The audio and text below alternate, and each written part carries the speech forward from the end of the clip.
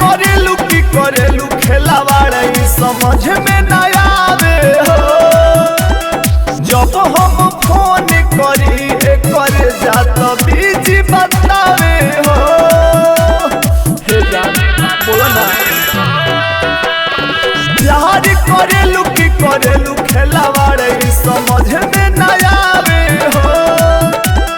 जब हम फोन करी कर जात बीजी बतावे हो। बतावा कहाँ जाई सीना चीर के देखाई तो हंसक मिटा दी हो।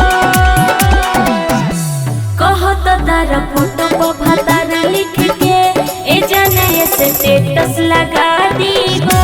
कहत तारा फोटो को भतार लिख के ए जाने स्टेटस लगा दी हो।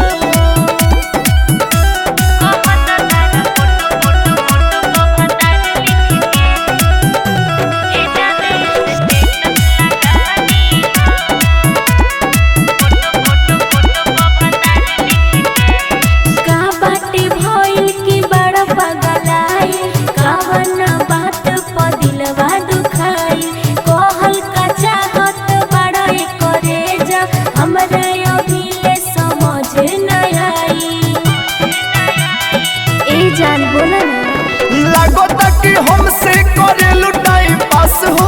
ऐसे के करी जाने हम विश्वास हो। बारू तुम्हें वफा लागल आजू पाता इहे सोची दिलवा भइल बा निराश हो। सुनो हो हमर यार के गौवा जवार में कह के बता दी हो। कहत तारा फोटो को भतार लिख के ए जाने स्टोरी लगा दी हो।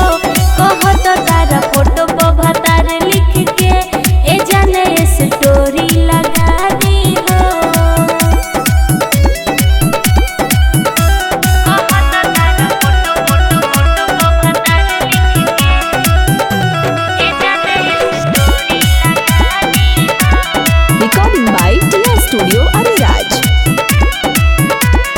दीपक दिल वाला करो न शौक हो। तोहरे रही हम पे हरदम हक हो। तू ही एगो बारो हमर आशिक हो। धोखा जे दे हम तो जाइब न रख हो। सब बुझता नहीं हम संतोष पगला है। झूठो तू हमरा के जाल में फसावेलू। ना जाने कोई गो से तू बतियावेलू। मंटू उत्तम से चलल हवे पाता पीठ पीछे हमरा तू छुरी चलावेलू। कहिले जवन करो तू मांग हमर घर अभी प्यार दिखा दी हो। कहत तारा फोटो को भतार लिख के ए जाने स्टेटस लगा